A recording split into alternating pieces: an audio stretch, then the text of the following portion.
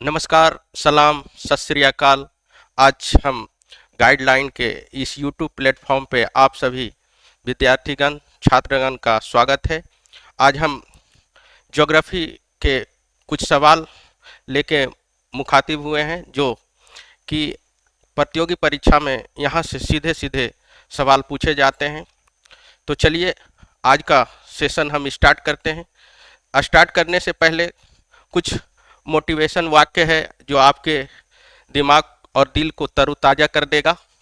पहला है, रास्ते कभी खत्म नहीं होते, रास्ते कभी खत्म नहीं होते, बस लोग हिम्मत हार जाते, बस लोग हिम्मत हार जाते।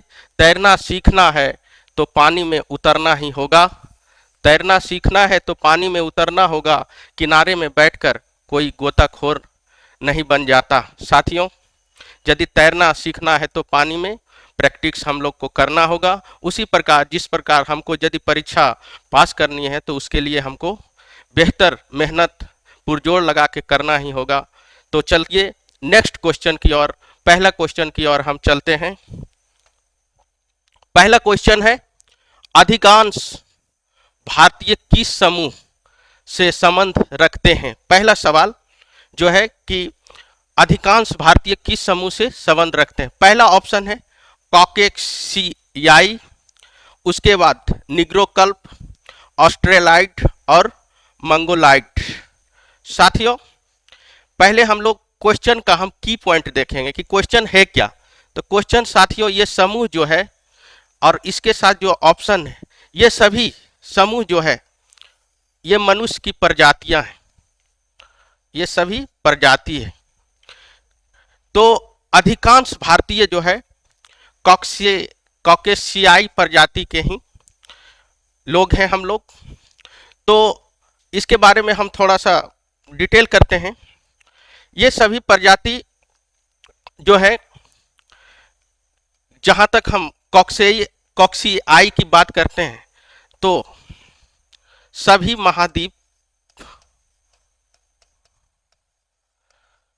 महाद्वीप में ये प्रजाति पाई जाती है, कॉकेशियाई।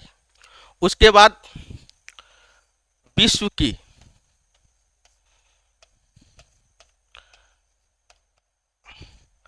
आधी जनसंख्या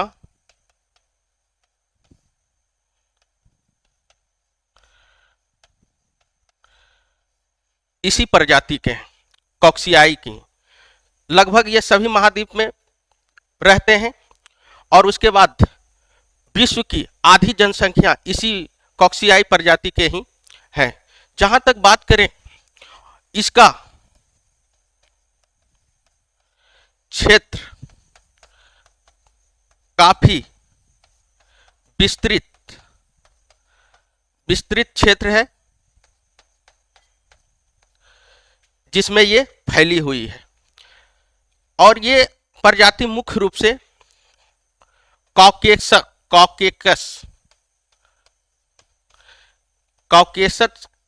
पर्वत के दक्षिण भाग में निवास करती थी। और यहीं से इस प्रजाति के लोग सभी महाद्वीपों में गए हैं। जहाँ तक भारत की बात करें तो आप लोग इतिहास पढ़ेंगे। आप यदि इतिहास में आप आर्यन संस्कृति पढ़ेंगे तो वहाँ कुछ भाग इसके बारे में जानकारी जानने का मिलेगा, जिसमें तिलक थ्योरी दिए थे आर्य कहाँ से आए। तो यही कॉकेसस पर्वत। आखिर कॉकेसस पर्वत कहाँ है? तो ये यूरोप और एशिया का सीमा बनाती है ये पर्वत। उसी के दक्षिण क्षेत्र में ये कॉकेशियाई प्रजाति के लोग रहते थे, वहीं से ये लोग आए हैं। जहाँ तक बात करें निग्रो प्रजाति, ये लगभग जो है प्रजातियाँ पूरे विश्व में 3 प्रजाति, कॉकेशियाई, निग्रो और एक मंगोलियाई। तो साथियों, निग्रो के में एक बात हम जानते हैं, पिग्मी एक जनजाति है जो निग्रो प्रजाति का है। जहाँ तक मंगोलियाई की बात करें तो एक प्रजाति है जो ग्रीनलैंड में रहते हैं, एक्सिमो। ये मंगोल कल्प प्रजाति के हैं। जहां तक ऑस्ट्रेलाइड की बात करें तो इसके दो भाग हैं, एक द्रविड़ है और एक ऑस्ट्रेलाइड। भारत में जो है, जहां तक बात करें भारत में द्रविड़ द्रविड़ जो प्रजाति है, इसमें एक जनजाति है टोडा, इसी प्रजाति के लोग रहते हैं, और ऑस्ट्रेलियाइड जो ऑस्ट्रेलिया में निवास करते हैं। तो इस सवाल का आंसर यही होगा, कॉक्सियाइड। चलते हैं नेक्स्ट क्वेश्चन की ओर। कहता है निम्न में कौन शहतूत साम्राज्य गैर रेशम मलबरी उत्पादित करता है? पहला है उड़ीसा, कर्नाटक, पश्चिम बंगाल, जम्मू कश्मीर। साथियों, गैर शहतूत, गैर रेशम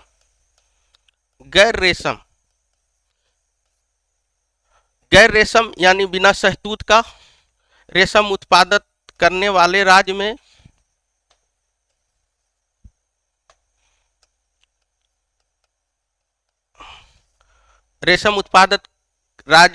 आपको होगा झारखंड, छत्तीसगढ़ और उड़ीसा, जो कि ये गैर रेशम से या नॉन मलबरी रेशम ये उत्पादित करता है। तो यहाँ ऑप्शन आपका होगा उड़ीसा। और जहाँ तक शहतूत या रेशम जो उत्पादन करता है, जिसमें आपको कर्नाटक आता है, जो ये बिना शहतूत के उत्पादन करता है। ये शहतूत से उत्पादन करता है, रेशम का उत्पादन शहतूत से होता है। तो शहतूत से उत्पादन करने वाला राज्य कर्नाटक है। आई गैर शहतूत से रेशम उत्पादन करता है झारखंड, छत्तीसगढ़ और उड़ीसा। तो आपका ऑप्शन होगा उड़ीसा। जहां तक पश्चिम बंगाल की बात करें, ये जूट के लिए काफी प्रसिद्ध है।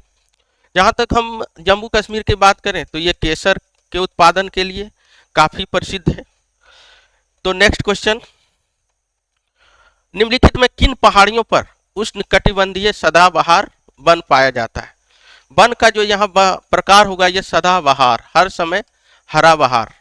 ऑप्शन है नीलगिरी पहाड़ी, अरावली पहाड़ी, राजमहल पहाड़ी, शिवालिक पहाड़ी। साथियों, ये हर समय सदाबहार वन जो है नीलगिरी के पहाड़ी पर पाया जाता है। ये नीलगिरी पहाड़ी पूर्वी घाट और पश्चिमी घाट का मिलन बिंदु है। यह क्वेश्चन पूछा जाता है। यहीं पे सदाबहार वन पाई जाती है। अरावली की बात करें तो ये सबसे पुराना पर्वत है और इसकी सर्वोच्च शिखर गुरु शिखर है, जो बार बार परीक्षा में पूछा जाता है। राजमहल की पहाड़ी की बात करें तो ये झारखंड में अवस्थित है, जिसमें साहेबगंज जिला मुख्य रूप से यहाँ पे राजमहल की पहाड़ियाँ स्थित है। शिवालिक की बात करें तो ये उत्तराखंड में अवस्थित है। ये उप हिमालय भी इसे कहा जाता है, ये उत्तराखंड में। यही शिवालिक जो है नेपाल में इसे चुरिया मुरिया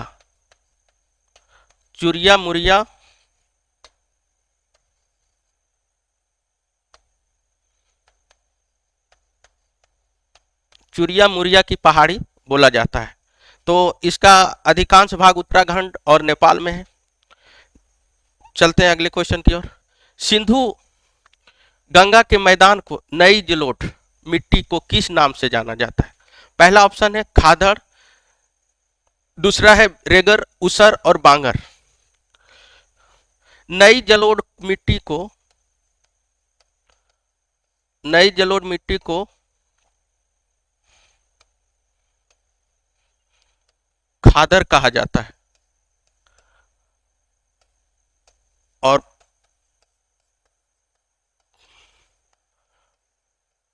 पुरानी जलोढ़ मिट्टी को बांगर कहा जाता है। तो आप इस कंटेंट को देखिए और मारिए ऑप्शन। तो नई जलोढ़ मिट्टी खादर।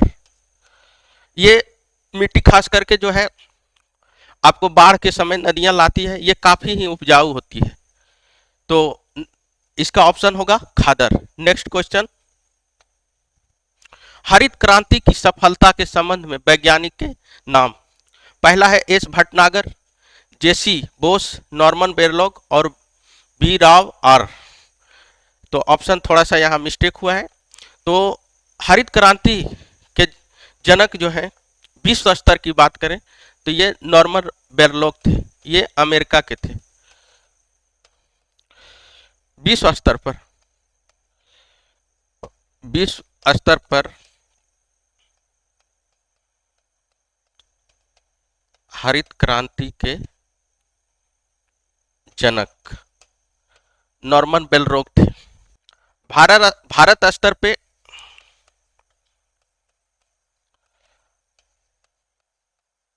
हरित क्रांति के जनक एस स्वामी नाथन थे। तो इसका ऑप्शन होगा आंसर नॉर्मन बोरलॉग। निम्नलिखित में कौन सा खरीफ फसल है? पहला ऑप्शन है चना, तिल, मक्का। उपयुक्त में बी और सी दोनों। साथियों, इसके लिए थोड़ा सा कंसेप्ट हम देखेंगे। 3 प्रकार के भारत में फसल होते हैं, जिसमें जायद फसल,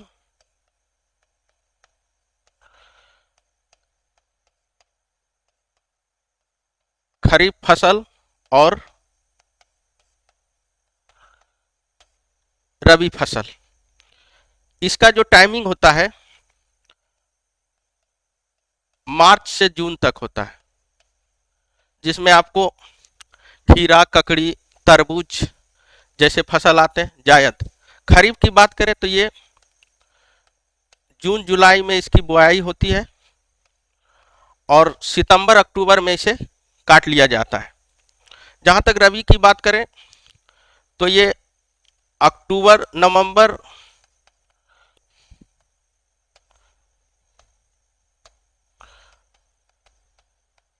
और अक्टूबर में ये इसकी बुआई होती है और मार्च अप्रैल में इसे काट लिया जाता है। तो पूछा गया है कि खरीफ फसल, तो खरीफ फसल तो यहाँ पे चना तो रबी फसल में आएगा। आपको मक्का और तिल ये दोनों फसल जो है खरीफ फसल के अंतर्गत आते हैं, जिसमें ऑप्शन आपका बी और सी होगा। नेक्स्ट क्वेश्चन कहता है सबसे बड़ा हिमनद निम्नलिखित में कौन सा है? साथियों, पहला है कंचनजंगा, रुंडनु, गंगोत्री और केदारनाथ। साथियों, जहां तक बात है सबसे बड़ा हिमनद गंगोत्री है, जो कि उत्तराखंड में अवस्थित है। कंचनजंगा की बात करें तो ये हिमालय की भारत में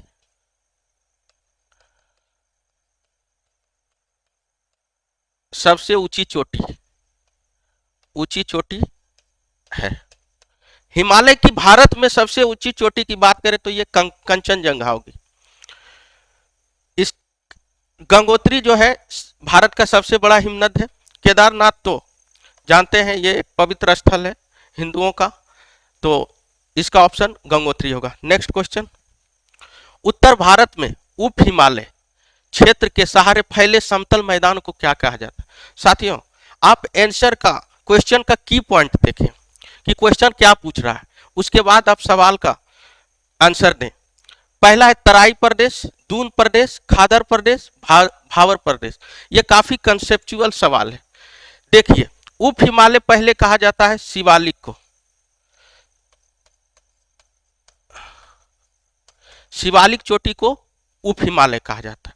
और होता है क्या, हिमालय से जो नदियां निकलती है, जब तीव्र ढाल से वो निकलती है शिवालिक से, शिवालिक हिमालय से जो नदियां निकलती है और शिवालिक चोटी तक आते आते ढाल उसका निम्न हो जाता है, जिसके कारण यहाँ पे जो है कंकड़ पत्थर का जमाव होता है। और यही कंकड़ पत्थर जो है कहा जाता है भावर, भावर प्रदेश, भावर क्षेत्र। साथियों, ये काफी गहराई से क्वेश्चन पूछा गया है। पहला हम समझेंगे कि उप हिमालय किसे कहेंगे? शिवालिक। और हिमालय से जो भी नदी निकलती है वो तीव्र ढाल से निकलती, और तीव्र ढाल से निकलते हुए जो है शिवालिक तक आते आते इसका ढाल एकदम कम हो जाता है, निम्न हो जाता है, जिससे यहाँ जो भी नदियां हैं यहाँ तलछट पर कंकड़ पत्थर का जमा करती है, और यही कंकड़ पत्थर भावर प्रदेश कहलाता है। साथियों, जहां तक ये सब बात है, और 3 ऑप्शन आप कमेंट सेक्शन में जरूर बताएं। नेक्स्ट क्वेश्चन, शिवालिक श्रेणी का निर्माण हुआ है इओजोइक में, पैलोजोइक में, सोनोजोइक में, मेसोजोइक में। साथियों, ये जो है शिवालिक श्रेणी का जहां तक निर्माण की बात है, ये जो है सोनोजोइक में हुए। इसे प्लोसियन युग भी कहा जाता है, प्लेसियन युग भी कहा जाता है, तो ये सोनोजोइक आंसर होगा। नेक्स्ट क्वेश्चन की बात करें, नर्मदा और ताप्ती नदियों के मध्य, नर्मदा और ताप्ती नदियों के मध्य स्थित है। पहला ऑप्शन है सतपुड़ा पर्वत, विंध्य पर्वत, सतपुड़ा श्रेणी, राजमहल की पहाड़ी, अरावली पहाड़ियां। तो नर्मदा और ताप्ती नदियां इसी के किनारे बहती है, सतपुड़ा श्रेणी के किनारे, जो मध्य प्रदेश से ये निकलती है। और ये नदियां जो है आपको अरब सागर में गिरती है। ये नदी एक्सचूरी बनाती है, जिसे हम लोग कहते हैं ज्वार नदमुख। राजमहल पहाड़ी की बात करें तो ये झारखंड में अवस्थित है,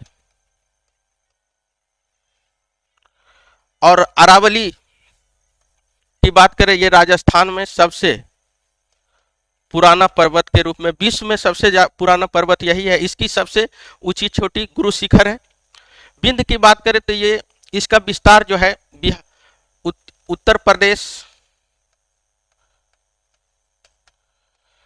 बिहार का में भी कुछ इसका भाग अवस्थित है, जिसमें कैमूर का क्षेत्र जो भी पहाड़ी है ये विंध्य पर्वत के ही पहाड़ियां हैं। नेक्स्ट क्वेश्चन की ओर, भारतीय उपमहाद्वीप मूलतः एक विशाल भूखंड का विशाल भूखंड कहते हैं।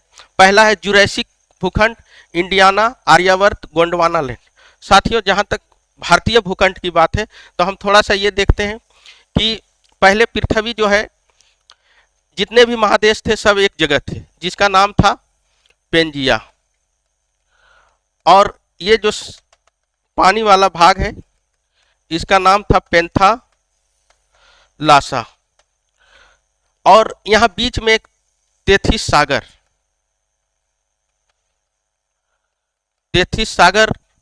था। लेकिन जब यहाँ पे प्लेट टेक्टोनिक का घटना हुआ, तो ये जो प्लेट टेक्टोनिक का घटना हुआ तो जहाँ पे तेथिस सागर था, यहाँ एक पर्वत निकला जिसका नाम है हिमालय पर्वत, जो आज भी नया पर्वत, युवा पर्वत के नाम से हम लोग जानते हैं। तो तेथिस सागर जहाँ था वहाँ हिमालय था, बट यहाँ पे गोंडवाना, नीचे वाला भाग को हम लोग गोंडवाना लैंड,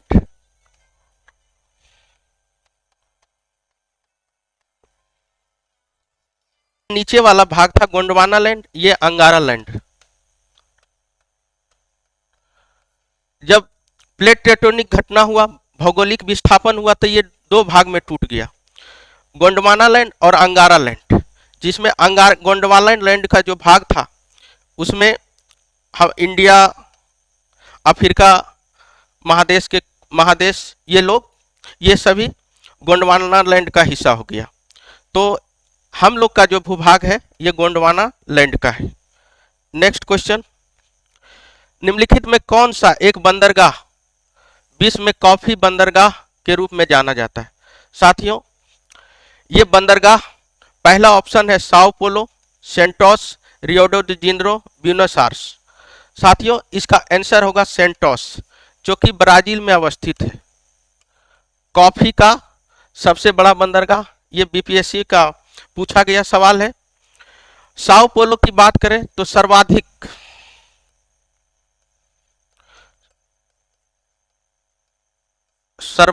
कॉफी उत्पादन क्षेत्र ब्राजील का ही है। रियो डी जेनेरो ये ब्राजील की राजधानी है, ब्राजील की राजधानी। और ब्यूनस आयर्स जो है अर्जेंटीना की राजधानी। नेक्स्ट क्वेश्चन, पहला है कि सूची 1 को सूची 2 के साथ सुमेलित कीजिए और सूचियों के नीचे दिए गए कूट का प्रयोग कर सही उत्तर दीजिए। साथियों ये महासागरीय परिखा है और ये स्थान है। परिखा का मतलब होता है गर्त, इंग्लिश में इसे ट्रेंच बोलते हैं। तो ये क्वेश्चन का की पॉइंट है। तो देखिए आखिर गर्त क्या होता है। ये स्थल वाला भाग है पृथ्वी का, ये समुद्र है। तो समुद्र के कुछ ऐसे जगह होते हैं जो बहुत खाई नुमा होता है, इसी को बोला जाता है गर्त। सबसे बड़ा गर्त जो है विश्व का सबसे बड़ा गर्त मैरियाना गर्त जो कि प्रशांत महासागर में है। ये फिलीपींस के पास ये गर्त अवस्थित है। उसी प्रकार ये गर्त है। पहला है एल्यूसियन का गर्त जो है ये उत्तरी प्रशांत महासागर में। कॉर्मेडेक की बात करें तो ये दक्षिणी प्रशांत महासागर में अवस्थित है। सुंडा जो है ये हिंद महासागर में अवस्थित है। और एस सैंडविच ये दक्षिण आंध्र महासागर में। आप इस ऑप्शन को देख के देखें, मिलाते हैं। ए का 2, 2 2, ए का 2, आखिर यही ऑप्शन होगा, ये नहीं होगा। 2, बी का 3, ये कट जाता है, ये जाता है। तो नेक्स्ट क्वेश्चन की ओर चलते हैं। उत्तरी गोलार्ध में वर्ष का सबसे छोटा दिन, पहला है 21 दिसंबर, 22 दिसंबर, 21 जून और 22 जून। साथियों उत्तरी गोलार्ध में वर्ष का छोटा दिन की बात करें तो ये 21 और 22 दोनों दिन जो है सबसे छोटा दिन होता है और रात बड़ी होती है। तो नेक्स्ट क्वेश्चन की ओर चलते हैं। निम्नलिखित में कौन सी एक झील तंजानिया और युगांडा के बीच सीमा बनाती है। पहला है चाड, मलावी, विक्टोरिया, जैम्बेजी। विक्टोरिया झील है, ये विक्टोरिया झील है जो कि ये दोनों के बीच सीमा बनाती है। मलावी जो है, मलावी एक देश है और मोजाम्बिक के बीच ये सीमा बनाने का काम करती है। चाड की बात करें, ये अफ्रीकी देश है, अफ्रीका महादेश का दूसरा बड़ा देश है। ये दूसरा बड़ा देश है। चाड की राजधानी की बात करें, ये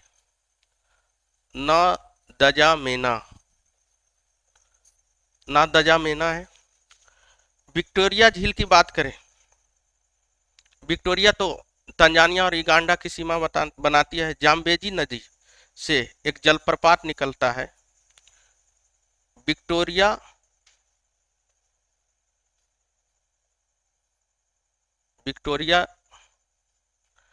जलप्रपात।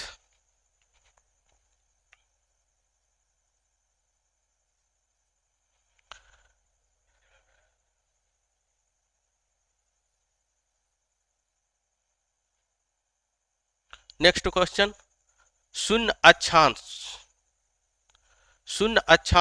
और शून्य अंश देशांतर, आखिर ये है ये क्या। तो शून्य अक्षांश हम बोलेंगे भूमध्य रेखा को, भूमध्य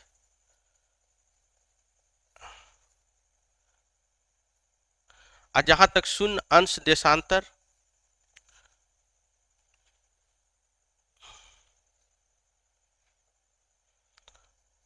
प्रधान मध्याह्न रेखा, जिसे ग्रीनविच मीन टाइम भी बोलते हैं, अंतर्राष्ट्रीय तिथि रेखा भी इसको हम बोलते हैं। तो ये अवस्थित कहाँ है? ऑप्शन है अटलांटिक महासागर, आर्कटिक महासागर, हिंद महासागर और प्रशांत महासागर। तो ये जो है अटलांटिक महासागर में अवस्थित है। नेक्स्ट क्वेश्चन, अंतर्राष्ट्रीय दिनांक रेखा खींची जाती है। ये एक काल्पनिक रेखा है जो कि प्रशांत महासागर से गुजरती है। ये झिक जैक लाइन है, ऐसी टेढ़ी मेढ़ी रेखा है जहां से अंतर्राष्ट्रीय तिथि का निर्धारण होता है। नेक्स्ट क्वेश्चन की ओर, ग्लोब पर दो स्थानों के बीच न्यूनतम दूरी नहीं है। पहला 45 डिग्री उत्तरी अक्षांश पर, 45 डिग्री दक्षिणी अक्षांश पर, प्रधान देशांतर पर और अंतर्राष्ट्रीय तिथि रेखा। साथियों, ये सभी कुछ न कुछ ये दूरियां हैं, ये सभी दूरियां हैं। अंतर्राष्ट्रीय तिथि रेखा की बात करें तो ये दूरी से संबंधित नहीं है, ये टाइम जोन है विश्व स्तर का। नेक्स्ट क्वेश्चन की बात करें, भूमध्य रेखा, कर्क रेखा और मकर रेखा तीनों निम्न में किन महाद्वीप से गुजरती है? काफी इंपोर्टेंट सवाल है ये। पहला है अफ्रीका, एशिया, उत्तरी अमेरिका, दक्षिणी अमेरिका। साथियों, तीनों रेखा जो है अफ्रीका महादेश से गुजरती है। जहां तक बात करें दक्षिणी अमेरिका की, यहां से आपको भूमध्य रेखा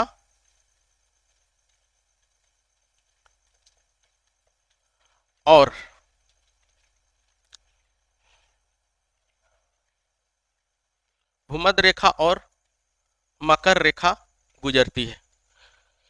नेक्स्ट क्वेश्चन, किस तिथि को रात दिन बराबर होता है? रात दिन बराबर की बात करें तो ये 23 सितंबर को रात दिन बराबर होता है। नेक्स्ट क्वेश्चन, निम्नलिखित में कौन सा एक जलडमरू मध्य अंतर्राष्ट्रीय तिथि रेखा को सर्वाधिक निकट है? जहां तक जलडमरू मध्य की बात करें तो एक विशाल जल राशि यदि दो स्थल खंड को अलग करे, उसी को हम लोग कहते हैं जलडमरू मध्य। तो ये जो है पहला ऑप्शन है मलका जलडमरू मध्य, बेरिंग जलडमरू मध्य, फ्लोरिडा जलडमरू मध्य और जिब्राल्टर जलडमरू मध्य। तो साथियों, बेरिंग जलडमरू मध्य जो है इसी से अंतर्राष्ट्रीय तिथि रेखा गुजरती है। ये है कहाँ? तो ये है बेरिंग सागर, बेरिंग सागर और चुक्सी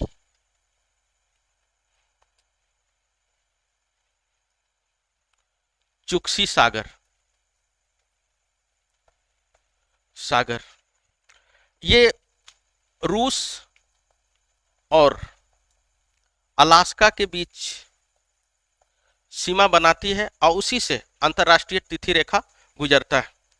जहां तक मलका की बात करें, मलका जलडमरू मध्य अंडमान सागर और दक्षिण चीन सागर ये इंडोनेशिया और मलेशिया के बीच है। जहां तक फ्लोरिडा की बात करें, ये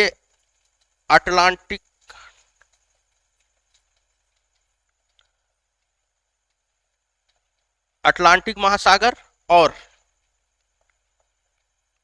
मैक्सिको की खाड़ी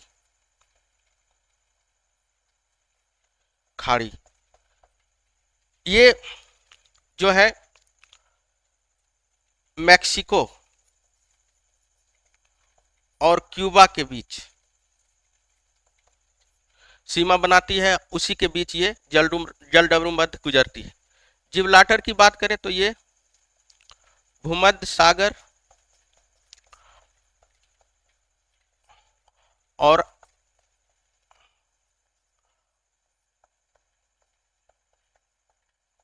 अटलांटिक महासागर के बीच है। ये मोरक्को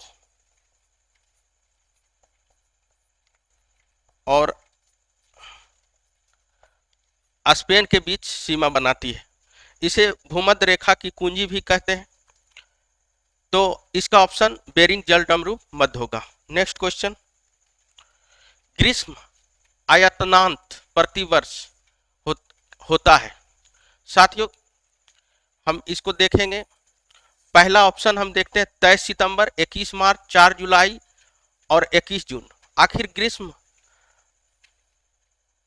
आयतनांत क्या है? ग्रीष्म नांत साथियों 21 जून को ये पृथ्वी है, ये उत्तरी गोलार्ध, ये दक्षिणी गोलार्ध। कहता है कि उत्तरी गोलार्ध में 21 जून को रात के अपेक्षा दिन काफी बड़ी होती है। यही घटना ग्रीष्म आयतनांत कहलाता है। तो ग्रीष्म आयतनांत जो है 21 जून को होता है। जहां तक पूछे कि शीत